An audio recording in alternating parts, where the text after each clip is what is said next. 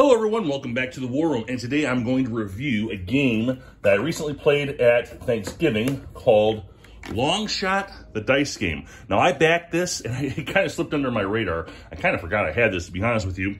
I backed it, I got it several months ago, and I've played it ever since, and I just kind of forgot, but I had a lot of fun when I pulled it out on Thanksgiving. We played with 7 people, which is the most I ever played with this game. The most I ever played was 3, and it was phenomenal.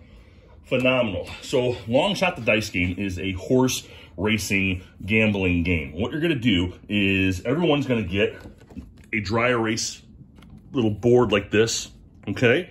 They're going to get a marker, and they're going to get a starting card, okay? These cards are going to be given to every player, and what they're going to do is you're going to mark off the little concessions here that match your board. Okay, you're going to mark those off the way it looks like on here, and then you're going to get a couple of free bets that come out of your money, and then you're going to write in here $12. Everybody starts with 12 bucks, but that money doesn't come out. That's just free 2 bets to the player, and that's it. All right, so after you've done all that, every person's going to have a chance to roll the dice. You have the horse die, which has each and every one of these horses labeled here. All right, for example, I just rolled a 1.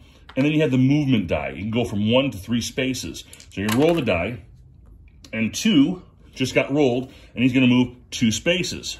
Boom, boom. Seems very simple, right? It is. However, there's more to the game than you know. Every horse has these little horse cards, okay? Every one of them. And they're going to be normally near the board, and they're for sale. You can always purchase them, but after you roll the dice, excuse me, you're going to check the number 2 horse that just went, and you're going to look at the bottom. And if you notice that, and this is a pre-marked card, every one of these horses has a horse or a couple of horses marked. So 5 has an X here, so 5 will always get to move 1. Every time 2 gets rolled, 5 gets to roll at least, or move at least 1 space. And you're going to do that for every person. And every time they roll, it'll be the same thing. You're going to check the card. You're going to move the corresponding horses that go with it. But after you roll, you're going to take an action. There are several actions you can take. You can make a concession, and that is you can mark off the, what I rolled, 2. So since I rolled 2, I can go ahead and mark off any of the available 2s that are available here. You mark it off. Remember, you're going to have a couple of these already marked. So I'll mark off a 2. All right, or I can, what's it say down here? I can mark off the helmet for number 2. What the helmet does is there's a little line, if you could just see it right here, that line represents the no betting line. So once number 2 gets around past that red line, you can't bet on him anymore. But the helmet allows you to. That's a special ability when you mark it off. I can also, for number 2, mark off, I don't know if you can see that, it's a jersey. They call it a jersey. Actually, in the racing world, it's called a silk. But this is called a jersey. You mark off the jersey, and that allows you to go on to the number 2 card and mark off any horse that you want. Maybe you don't care about 2 so much to win, but maybe you really want 3 to win. So you mark an X on 3. So now every time 2 rolls, 5 and 3 would be the next one to move 1 space. Okay, kind of hedges your bets a little bit. Another thing you can do, you can bet. You can bet up to $3 on number 2. All right, and that's a little betting area right here. I don't know if you can see that right there. You put $3. Everybody starts off with 12. You just minus the 12 from here, put the 3 in there, okay? And then finally, you can buy the horse itself. So number 2 is right here. Make it rain. And for $10, you can spend $10 and actually own the horse, and he's in your possession. Now, everybody still can bet on your horse. They can mark off your card for themselves. It's just that if he wins, if he gets around the track, he's going to take either the 1st, 2nd, or 3rd spot. I don't know if you can see that very well. Let me zoom you in here. If you take the 1st spot, $35 to your purse, $25 for the 2nd, and then what's the other one here? $15 for the 3rd. Okay, let me push it back. Excuse me. There you are. Whoops. All right. So, and the reason that's important is because at the end of the game, the person with the most money wins. So having $35, that's a pretty good advantage in the game. And then you're going to keep doing that. Every person's going to keep doing that, and you're going to keep up two again. And, you know, 5 gets to go with them, you know, and then whoever's attached goes with them. But what if I don't care about betting on number 2? Well, on your little card, you have these 3 little wilds, okay?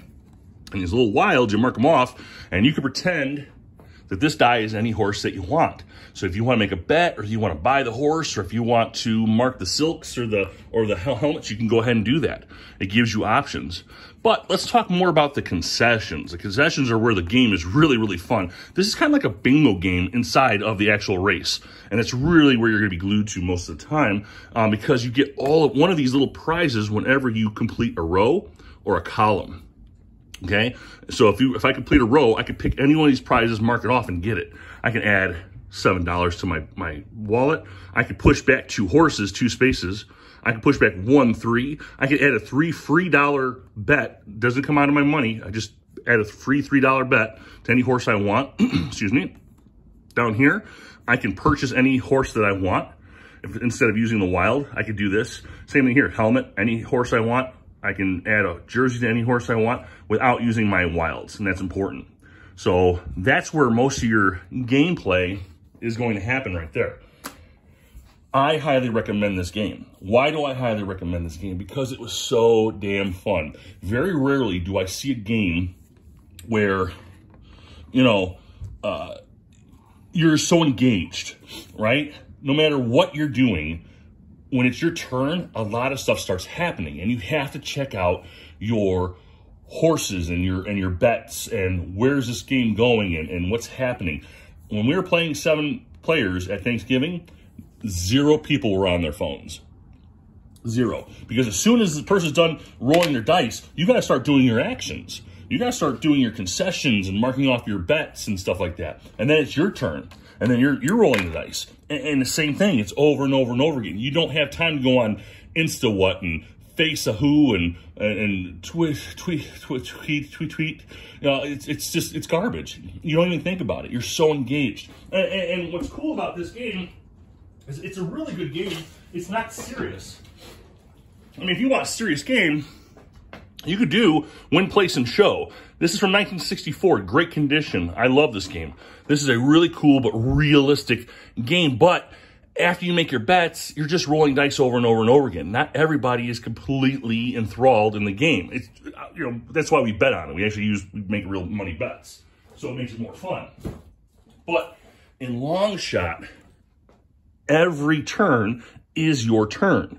Doesn't matter whose turn it is. You have to make a decision. And that decision can really give you a huge advantage or a disadvantage, depending on how bad the decision was. You're always thinking in this game, and it's constantly bringing you in. And for a party game, it is highly, highly recommended. I really do recommend this game. I had a lot of fun playing it. And everybody wants to know if I'm bringing it for Christmas. I never had 7 people to the game before. And it played faster. You know why? With 7 people, it plays faster because everybody's hands are in the horse's movement. You know, somebody gets the 3 space. Oh, you know, they get a concession. Oh, I'm going to move this horse 3 spaces. Oh, I'm going to move him back 2 and him 2. You know, oh, wait, I'm going to move him 3. You know, there's always something going on. There's always some kind of drama. And when the horse finally gets around to the end and it crosses that line, it's now off the market. You can't bet on it no more. You can't purchase it. You can still add silks and jerseys, because if you add a jersey and a hat, you get a $5 bonus. So you can still add stuff to the horse. You just can't bet on it. But still, there's still things going on, even when the horse is off the market. It's just a really, really cool game. My last game at Thanksgiving, number 8. Number 8 had every X on the card, okay? Because, yeah, it was Donut Dolly. That's the name of the horse. Everybody, it rolled like 4 or 5 times in a row, which was crazy. So it was already like halfway around the track, and everybody had this complete bottom row lined up, including its own. You can actually mark its own card to make it go faster. So it's exciting every time you play the game. It's different, and I highly recommend it. Guys, have a great day. Have a great holiday season. I will talk to you.